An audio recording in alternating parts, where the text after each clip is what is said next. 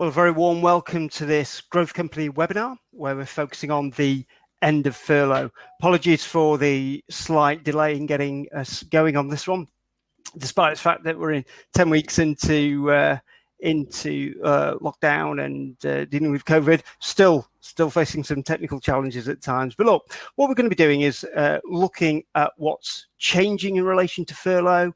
We're looking at what this means for businesses, how best to prepare your business, how best to prepare your staff, but also looking very much at the support that's going to be available to you during this process and during this time. Well, this forms part of our second series of business webinars from the Growth Company, where we're preparing leaders for that gradual easing of lockdown. And we're helping companies respond to the latest government guidance. And each of these webinars is bringing together experts that's going to discuss challenges for different workplace settings and very much focusing on some of those common issues of skills and well-being. So, as I say, the purpose of today is all about the end of the furlough scheme and really examining how businesses can ensure their resilience during this process. We're going to look at some of the financial support mechanisms available. And thank you for those of you who've already posted some questions and virtual attendees. You all have the opportunity to ask some questions. You can certainly do that during the session today. The webinar's live. It is being videoed and audio recorded, so anyone's going to be able to download this afterwards. So, my name is Richard Jeffrey, and I'm going to be hosting today's webinar. I'm the Director of Business Growth at the Growth Company. I'm leading our growth programs across the country, but very much leading Greater Manchester's Business Growth Hub as well. So I'm joined by a leading panel of experts. First of all, I'd like to introduce Caroline Monk, who's the executive partner at Beavers and Struthers. So, Caroline, do you just want to introduce yourself and give a little bit of an overview of your work that you've been doing on furlough? Certainly, thank you very much, and it's lovely to be here on what I fear might be the last beautiful day of lockdown. But hello everyone. So my name is Caroline Monk. I am a partner at Beaver and Struthers, firm of accountants, auditors, advisors based in Manchester, but also with an office in Blackburn. And I think my involvement today is really straddling the resilience side of the agenda that we've got here, and I'm hoping that we can talk a bit about what businesses might want to be thinking about and considering as they are returning to the office, returning to not an old normal, but it's bandied around a lot, the phrase the new normal, but what that might look like. And whilst it's quite scary because things will be different, I think it should be seen as opportunities too. So maybe touching base on some of the tough decisions that might need to be taken so that businesses can better position themselves to the phrase being build back better. And that's what I'm hoping that we can start to throw around and discuss amongst us this afternoon. That's great. And I'd also like to introduce Philip Hargreaves, the Access to Finance lead at the GC Business Growth Hub. So Phil, if you could introduce yourself and some of the work that you've been doing through the Access to Finance service. Yeah, absolutely. Thank you, Richard, and good afternoon, everybody. As my face attests, I've got 40 years experience of working with SMEs, both in the commercial and corporate finance arena. And today I manage a team of 12 dedicated specialists who work with a broad range of SMEs, both in Greater Manchester and Lancashire.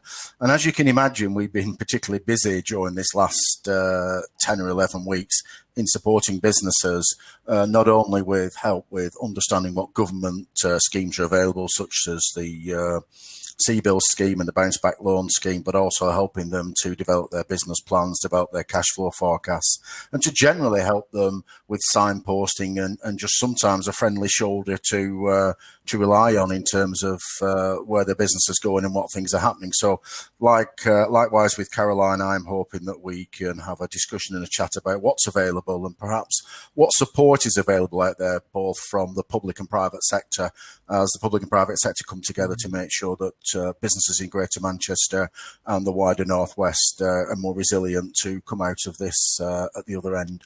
And we're beginning to see, obviously, a move towards a move away from lockdown, if you will, in the next few weeks. That's right. Hopefully, we're also going to be joined by Adam Pennington from Stevenson's and potentially by James Boffey, as you can see from ACAS. We're having some slight technical challenges as they are seeking to join us, but we wanted to kickstart the discussion today. So Furlough, a huge investment by the UK government, and I think we've seen so far an incredible investment that's been made. So lockdown officially started back on the 23rd of March with the job retention scheme, reporting businesses that took that investment back to the March the 1st. We know that scheme has been vital for businesses, and based on our latest survey in Greater Manchester alone, over 50% of SMEs have furloughed staff with the clients that we've been working with. And of those businesses, roughly about 50% of staff have been furloughed. And I think the government, the latest data showing 8.7 million jobs have been furloughed with 17.5 billion in claims, huge numbers. So just to put this one to yourself, Caroline, I mean, how has this worked for business so far? And how has this really helped shape their business resilience strategy for business owners? And what kind of feedback have you had from businesses so far? So, Caroline, if you could kickstart us on that, I'd be interested to hear your perspective on that.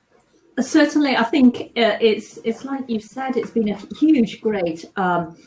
huge initiative, a huge take-up. And if you think, 10 weeks ago, I certainly would have been pushed to say what was meant by a furloughed employee. And, in this time, we've embraced this whole new language and this whole new concept.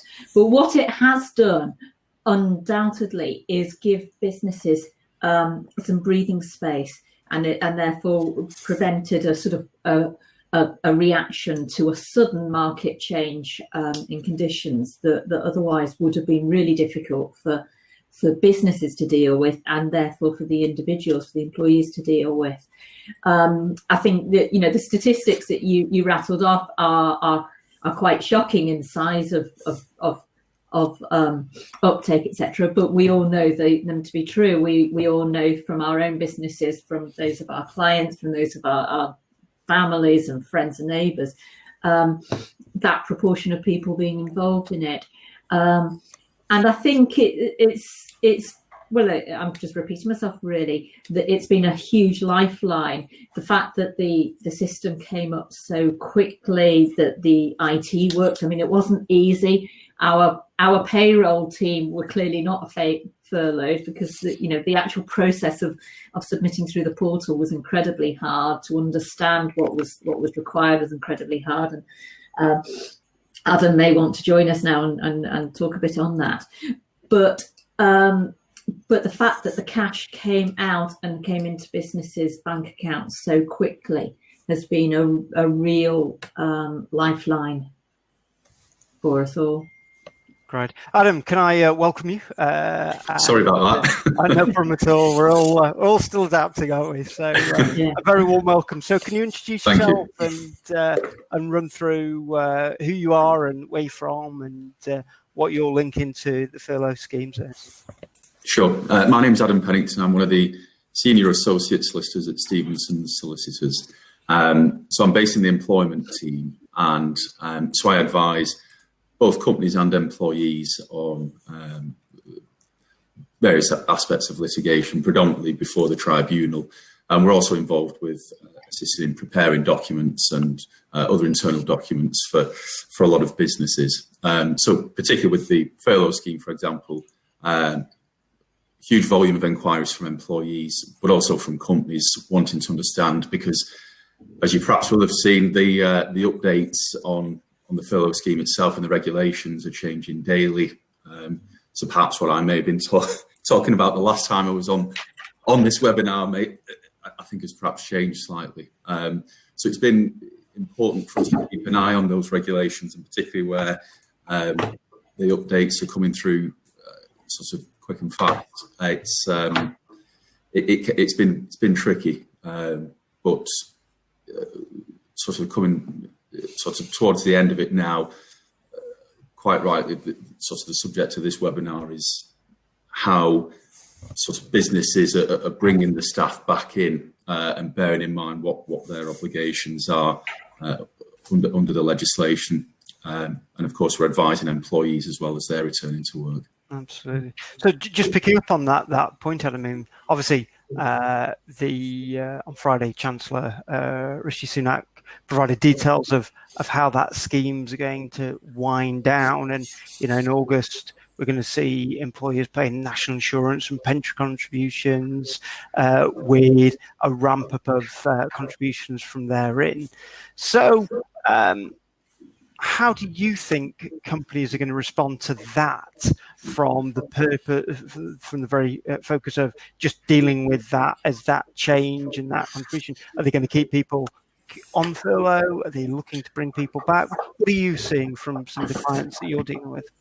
Yeah, so I mean, I suppose we're still waiting for updates from the Treasury direction, but the headline points announced at the press conference on the 29th of May, 10th of June will be the last day employers can place employees on furlough.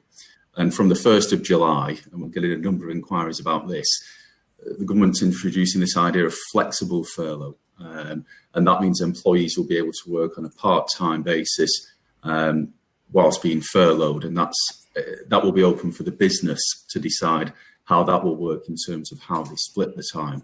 So that will be very useful for a lot of businesses where there may have been a diminished need for work, and yet they're still able to subsidise that employee's salary by keeping them on part-time furlough and part-time hours. From the 1st of August, as you say, employers will have to pay national insurance contributions and pension contributions. They can no longer reclaim that through the job retention scheme. And from the 1st of September, the government will only reimburse 70% of salary. And of course, the furlough scheme ends on the 31st of October.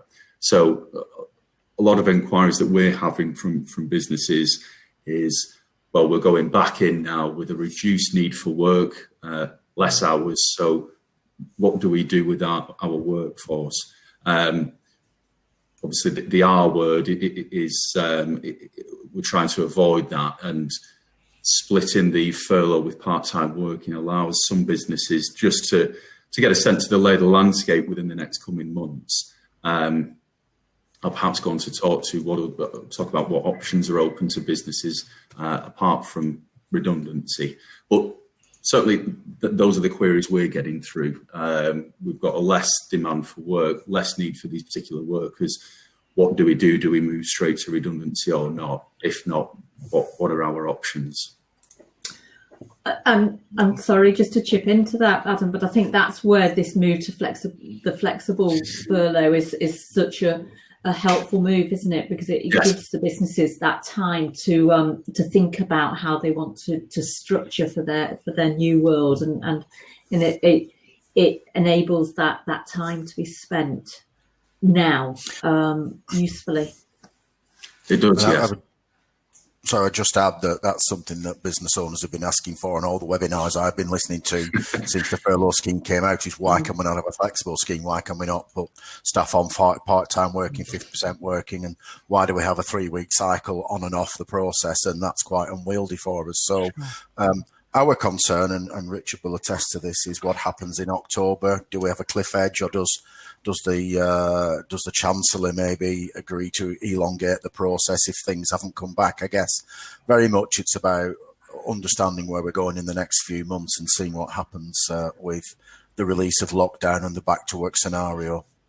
Adam, can I pick up on one of the technicalities that I think you mentioned there about the need to furlough people before the end of this month. Is that right? So you can just clarify what you're saying around that. Yeah. So up until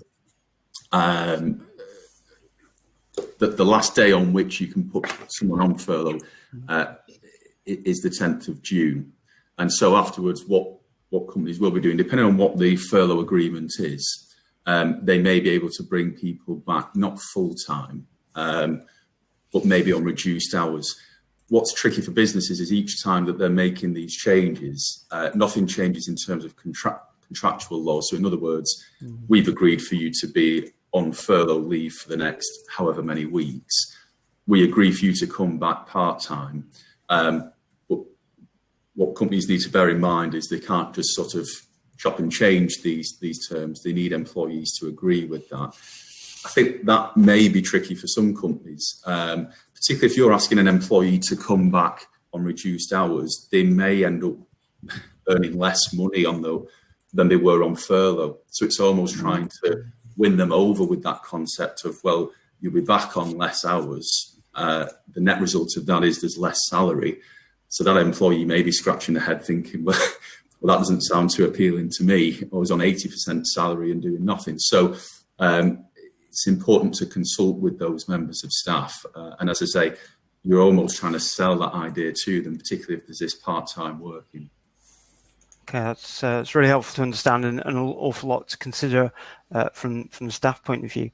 Just a question for you, Phil, to bring you in. Yeah. Clearly, the Chancellor's made it clear that the job retention scheme is a grant and it doesn't need to be paid back. But obviously, we've only got to look at some of the numbers we talked about at the start of this webinar, and clearly there's going to have to be some way of paying for that. So, be that an increase in taxes or and therefore, what can businesses do now to prepare for what's going to be coming over the course of the next few months, years, as we see the changes to the environment from that cash flow, from that resilience point of view? We're really interested in your perspective on that, Phil, and then I'll come to you with a similar question, Caroline. It's really interesting if you look at the SME community that we normally work with, is that many of them are quite reticent about taking on debt in normal times. We know that for a fact. More and more are reticent about taking on debt during, the lockdown and coronavirus. And we've seen that as well. And that's why government schemes such as the grant schemes, either the local authority grant schemes or the job retention schemes or the self-employment schemes, have been taken up substantially, and less so in terms of some of the government funding schemes such as CBILS, which we might get into the unwieldy nature of the CBILS schemes at some point. But, I think that's an interesting concept, that businesses, as they come back, might need to think less about what grant funding is available from government and more about what they can do for themselves around taking on debt, assuming that's the right thing for them to do. But in answer to your question, in many ways, Richard, this resilience thing is similar to what the answer and question was when Caroline and I did a webinar back in the middle of March. It's the same things. It's about understand your cash flow. It's about communicating with suppliers. It's about communicating with clients. Things are going to change. Your credit availability is going to be restricted substantially. Your clients are not going to pay you on time simply because in many cases they're not going to be able to. So it's about communication with customers, communication with clients. It's about making sure that you have a full understanding of where your cash flow sits, where your cash book is, and make sure that you plan well ahead, I think. I think those are the key points that I will give out. Caroline, I don't know if there's anything you want to add to that. I would reassert Philip's mantra about communication. I think we can apply lots of C's to COVID-19 and how we deal with it, but communication has to be the top of it. And I think there's a lot of it is about not forgetting the basics and doing the right things at the right time. And there's nothing new here. There's nothing. Lots of people can charge a lot of money for saying the very basics, but it is those basics of watching your management of the business, seeing where the pinch points are, and making sure you've got the right information at the right time, so you can identify when those pinch points are going to happen and have those conversations early. throughout the supply chain, from first supplier to the end customer, everyone understands the position that we're all working in here. No one thinks it's easy, so it is about just having those honest conversations early.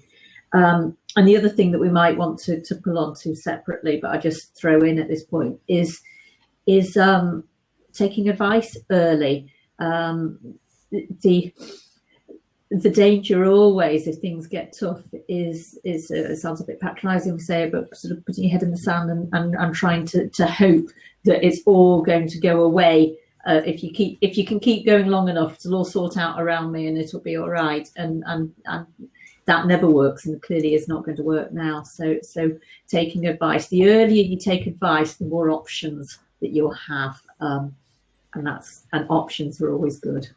I think it's very challenging at the present time more than any other, where we've helped many companies traverse a number of challenges, but at the present time there is so much that we don't know about what that future looks like. We don't know, and so helping companies prepare for that unknown aspect of it. I'd be interested if anybody has a perspective on that, because that's the real challenge here, isn't it? Yes, we know, and we've got that track out of how furlough's ending, but your demand for your products or services, that's really difficult to forecast at this present time. So from a cash, sustainability, resilience point of view, I'd be really interested in any of the panel's perspective on that. So, well, I think, Richard, just to come on to this more strategic type of response to what's happening, we've talked about the cash element, but you're right. Businesses are changing, the marketplace is changing. So it's about businesses thinking about the sales and marketing position that they've got, about the market need for their existing product. Has that changed? We've seen lots of businesses that have struggled, but we've seen also a number of businesses that have managed to turn their proposition around into something that's maybe an online proposition, or something that mirrors what the market's looking for at the moment. We've seen, as we know, personally, with businesses that work within the growth that moved from kind of gin manufacturing to manufacturing hand sterilizers. And I know that's a short-term thing, and I know that won't carry on forever, but it's about being creative and understanding what the market's looking for. Things will not come back to normal for a quite substantial time, so we need to be clever as business owners. We need to be clever as business advisors and supporters to help businesses to understand what they can do. And it's about having the capacity to deliver and to make sure, and we'll maybe talk about it later, it's about the skills of business, the staff that might come into the play as well. Go on, sorry. Please. I was going to say, I absolutely agree with that, but the important thing to bear in mind is that the changes that have sort of catapulted and crystallized through this lockdown experience were already there. The move to online from physical space, all of those were there. It's just the speed has rocketed, hasn't it, and taken off. So again, when I sort of say about it's back to the basics and nothing revolutionary, the advice is no different to the advice that we would be giving if we were doing this webinar 12 months ago about how businesses should think about their strategic planning and looking forward. In that we would be saying you've always got to be looking forward. If there are casualties, and there will be casualties, sadly, in this, it will be businesses who have got stuck in the legacy of how it was and haven't thought how they could transform and change the business. And that change might be in how they market to their customers. It might be their customer base. It might be their product. The change could be all sorts of places along that spectrum, but they need to open their eyes and embrace those changes. Yeah. Just picking up on what Caroline mentioned earlier about communication, it's worth also checking, because we've had a number of inquiries where people do have sort of long-term commitments to customers, suppliers, and it's worth just double checking what the contractual obligations are in there. So there may well be rights for you to terminate that. It's worth taking advice on it. But as Caroline mentioned earlier, everyone knows the difficulties that people are facing. If you're not going to deliver, as long as the customer supplier knows that. But it may well be worth taking advice or checking insurance policies. The number of inquiries that we get through, and we mentioned, well, you may have ticked a box when you were filling out those forms. There may well be a limit of that insurance.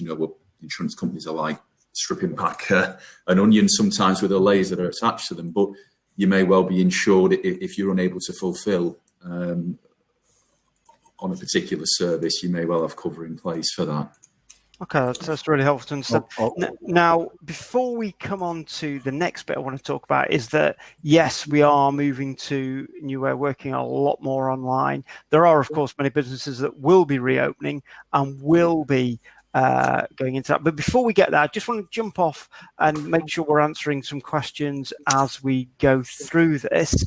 And I'll put this to the panel, but we've had a question in saying, when furlough ends, can individuals pick and choose what they want to do, or is it for the business to decide? So I'd be interested in any perspectives that you've got on that one. So I don't know who wants to particularly take that. Yeah, I'll go first. I suppose it will depend on the needs. It will be the needs of the business and how that's changed. But just getting back to what we were discussing earlier, any change in the contract that needs to be done with the agreements of the employee. So it may well be, and I may be answering the other question at the same time here, where you as a business identify that there are less staff needed because it may well be you're waiting for business to pick up in the coming months. An agreement with staff to work less hours, or perhaps asking them to do things that don't necessarily sit within the job description or the contract of employment. A period of consultation with those members of staff is going to be crucial. It is the business needs, because ultimately, if an agreement along those lines can't be reached, the risk for the staff is there may well be a redundancy situation. The idea is obviously redundancy is the last sort of last port of call. But if you're able to consult with your staff, and there are ways in which you can avoid that, sometimes redundancies will, of course, be unavoidable. It will be for each business to assess sort of the work coming in. But you will need agreement with staff. You can't just unilaterally decide, well, you're doing this and you're doing that. There needs to be some agreement there. And can I just add to that, one of the questions we've got around notice periods and the usual rules around that still hold? Can you say a few words on that? The opinion at present is split in terms of notice. So on the one hand, there's a train of thought where if you're on furlough, and I think I'm answering it in a way of what's your notice entitlement. So you identify that someone's at risk of redundancy. They've agreed to a contractual change, which is to be paid at 80%. And so the question is, well, are they entitled to only 80% of the notice pay or 100% of the notice pay? Okay. My practical advice on that is it's safer to assume it, but bearing in mind, the case law will evolve in this particular area. It may not necessarily be the case you had to pay it 100%, but just to exercise caution, I would be paying the notice pay just to avoid any subsequent issues. Yeah. Okay, and quite keen to understand, we've had a couple of questions in just clarifying this point around if someone's coming back on a part-time basis, say 1 or 2 days a week, will they be paid in full for that time, but then paid at 80% for the other days that they are effectively furloughed for? I don't know if anyone's able to comment on that, or if anyone understands the detail that sits behind that. We're still waiting for a bit more clarity on that. Sorry, we're going to say something. I'm still waiting for a bit more clarity. My understanding is that it will be 80% of the furlough and then full pay for when you're back in, whatever's agreed. Okay. Yeah, I would just say, and certainly I would defer to Adam on the detail, because I'm certainly no expert. But I'm fairly sure I read something that said that will be the case, that you'll come back in and work for 1 or 2 days, and then if your employer was furloughing you for the other 3 days, then you would access the furlough scheme on the basis of 80%, 70%, whatever it is, as we go forward into the next few months. Yeah, and we'll move on to it in a moment. But there's another one here around. Under the new flexible arrangement, can an employee come back to work for a specific piece of work and then be furloughed again full-time once that work is complete? Well, the problem is they won't be able to be furloughed again after the 10th of June. What you can do is sort of bring them back part-time and keep them on the furlough. So a fresh sort of application, if you like, for furlough, from what we heard on the 29th of May, it doesn't look as though that will be possible. But as I say, how much work is done or how that's split, at present, it seems that's entirely up for the business and the employee to decide how that work is going to be split. So technically, I don't see why not. They wouldn't be brought in to undertake a particular piece of work. And can I just clarify for anybody who's on the webinar today or subsequently listening to it, on the Business Growth Hub website, we'll have the very latest guidance that will answer many of these specific questions as further detailed emerges. Can I just move us on to look at, obviously, in a more positive setting, some businesses will be opening. Some people are beginning to open up. We're seeing an array of retailers from the 15th of June are going to be opening. In July, we're going to see the opening of some of the hardest hit sectors, such as hospitality, leisure, etc. And so, as businesses bring staff back into work, don't know if anybody has any comments around what safety measures, guidance, advice, what should people be thinking about at this stage as they look to bring people back? I don't know if you want to kick us off on that one, Phil. Clearly, there's an awful lot of things for folk to consider. You know, there is a lot to consider, and you know, one place that you can find information out, because we know that some major companies have brought their own staff back. One of them being the Kingfisher Group, who, as most of you will be aware, of the businesses of B&Q and Screwfix, and they've got some detailed information out in the marketplace about how they managed to bring their staff back safely and securely, with social distancing and isolation and information, both for their staff and for their client base as well. So whilst there are lots of small SMEs going to be coming back into the marketplace, when we think about hairdressers coming back at some point who are looking for support and guidance, there are some very major businesses that have already gone through this route and are almost writing the rule book in terms of how those things need to happen and how they do happen. And obviously through the portal of gov.uk, which most of us spend our time looking at these days and receiving 30 or 40 emails a day telling us about program changes and scheme changes, it's worth making sure that if you're a small business that you're accessing the gov.uk website and portal, to be honest. Yeah, I'd agree. I think as well as perhaps I'm just sounding like a stuck record in a way, but it's always the case about the communication, and it's perhaps worth communicating with your staff and finding out what it is that they are particularly worried about, not necessarily what they're wanting, because clearly it's business decision to drive whether you're returning to work or not, but you can pick out from that what's driving there. Certainly when we started to look at how we would return to the office, which was deliberately say rather than returning to work, we did a whole staff survey, and that was really helpful, because I think we would have gone down a completely different track without having first heard what it is that staff were looking for. And we've all, in this period, whilst we've been in lockdown, we've still had to go out, whether it's to do our shop or to go to the doctors or what have you. So I think we've all seen a bit of what works well. We've all picked the shop we like to go to because we feel comfortable with the measures they've taken. So there's a bit of thinking yourself, what do you feel comfortable with as you go through?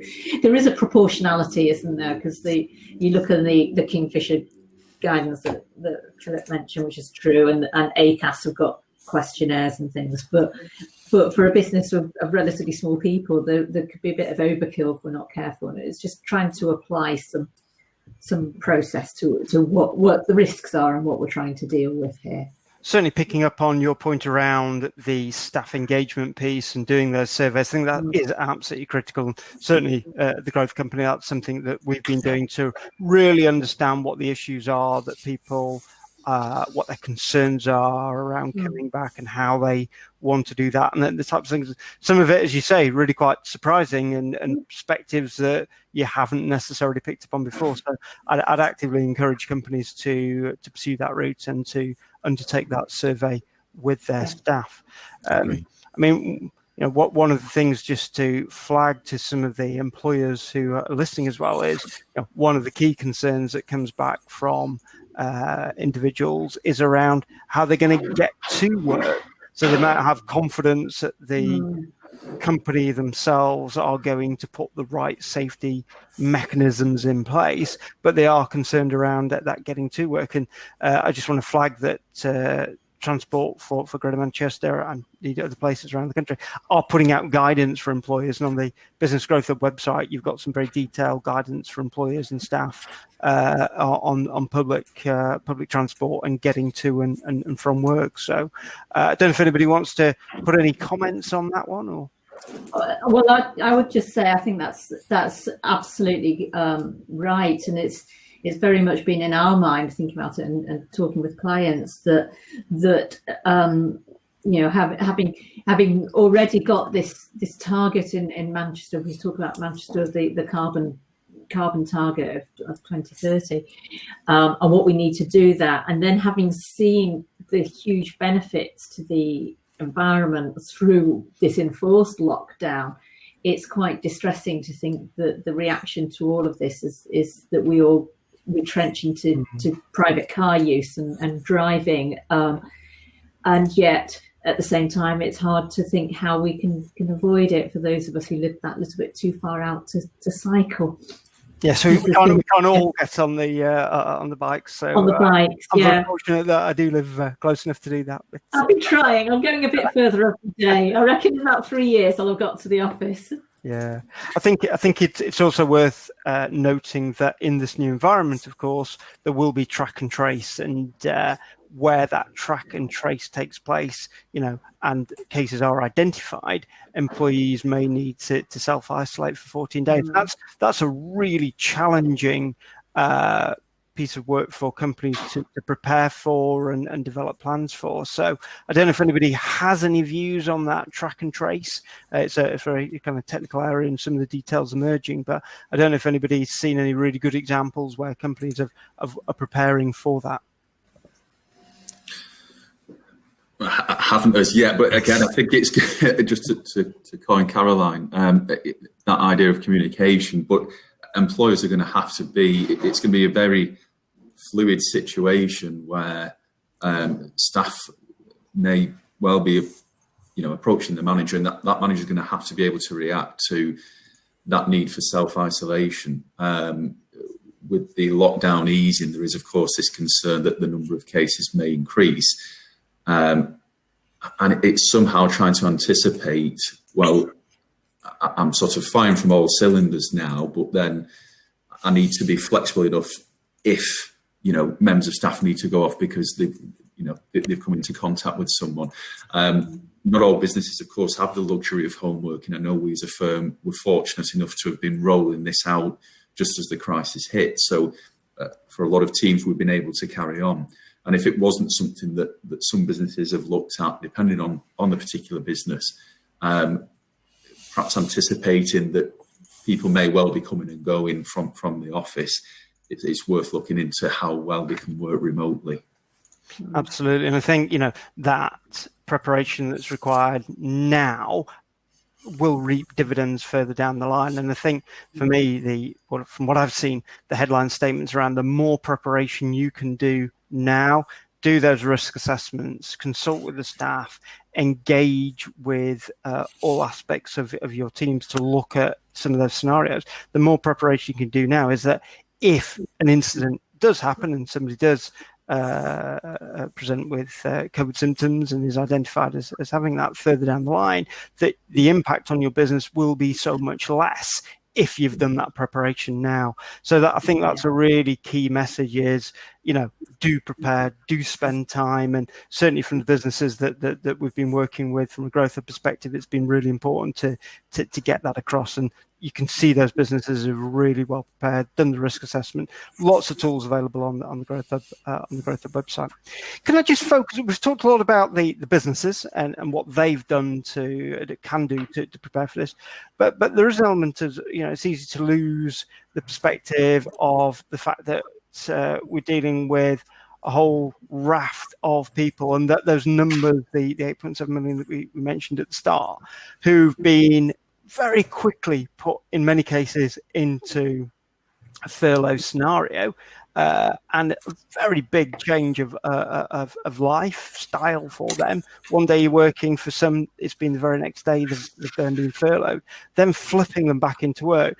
That there's a really big mental health aspects that I think we need to look at in here, and it's undeniable that lockdowns affected mental health in many different ways, and well-being in many different ways for staff who've been furloughed, and indeed staff who haven't been furloughed. But I think there's a unique set of circumstances around those, and clearly I think business owners are going to have to consider how to further support their staff and the reintroduction back into that business. And I'd be really interested just to hear about how clients have gone about that and dealing with that human aspect of it and the mental health aspects of that return to work. So I don't know if, Caroline, that's something you want to pick up, but keen to hear from Phil and Adam as well.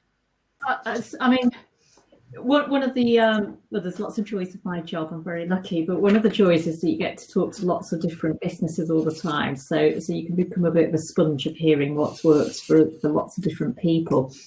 But this has been something that we've been very focused on with our staff too, and it's and we found it's quite hard to pitch that balance right, because you can't, we could be putting out things every day, a yoga, running, a well-being, a breathe easily, a virtual coffee, a pub quiz. And people are there, no, it's just too much, leave us alone, sort of thing. And sometimes it's hard to get that balance right, because then at the same time, we've all embraced the virtual technology. We're all onto Teams or whatever the process is, and you can see a lot. And it's been brilliant in many ways. We operate from different sites, and doing this has managed to integrate the different sites in a way that we've been trying to do for years without so much success. But you're very aware that you're only seeing the people who are communicating, and it's those who aren't that you're not seeing. So I think I'm not giving any answers here, because I just think there aren't any right answers. It's just a big challenge. Yeah. It's been surprising dealing with clients and with friends too who've been furloughed, who I thought, gosh, that's going to be really difficult for them. How are they going to manage? They've been career focused or job focused all their time, and suddenly they've been put on furlough, and they've embraced it and loved it. And actually, for them, the stress is now that they're talking about coming back, and I don't know, Mm-hmm. And so that's a different stress that I don't think we would have anticipated. That's very helpful to understand that. Can I just check in with the speakers that you're happy to take a couple more questions before we bring this to an end? Is everybody okay to continue to do that? Sure, absolutely. Yeah. Right. Okay. Phil, go on. Sorry, you can say. I was just going to say the same as Caroline. I can only speak from personal experience about what we've done in the growth company and what we've done in the business growth hub. And you're right, some people buy into the bingo, the pub quiz scenario, and some people don't.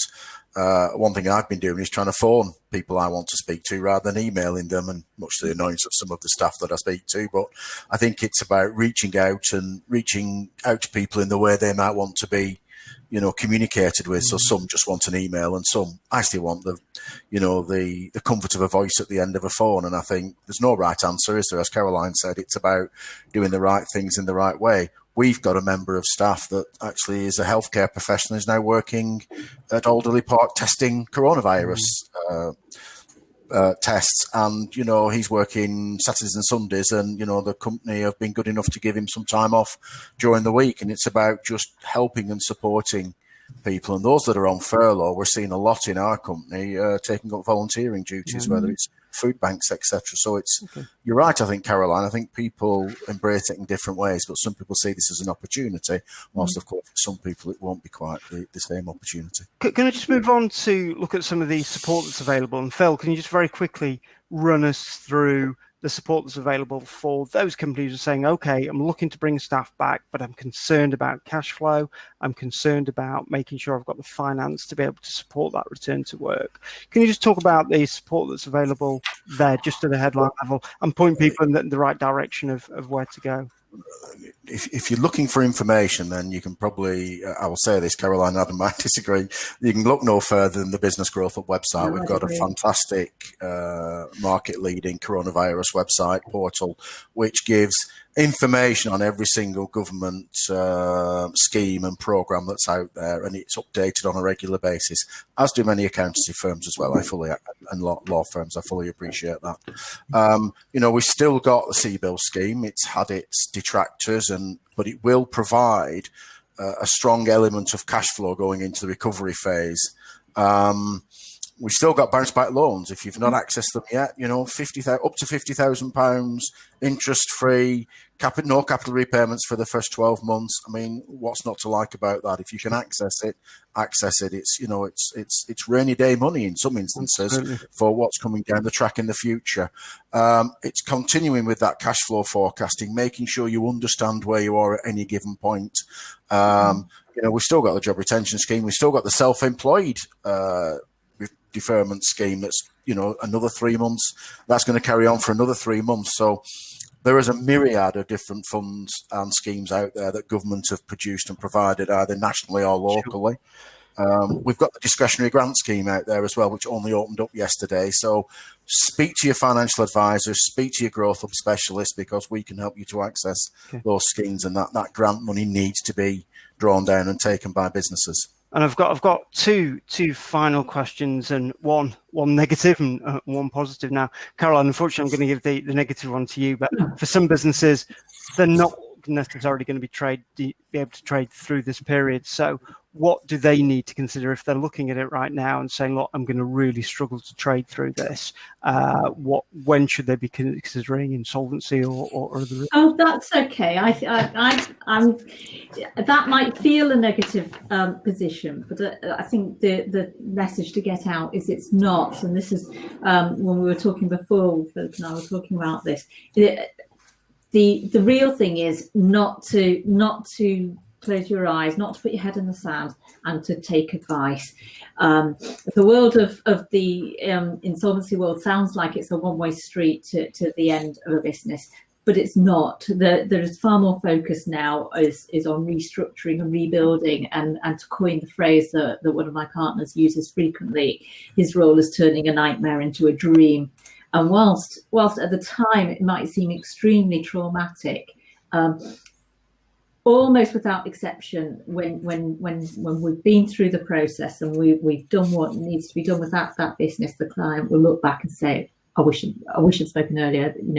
I didn't realise it could be managed.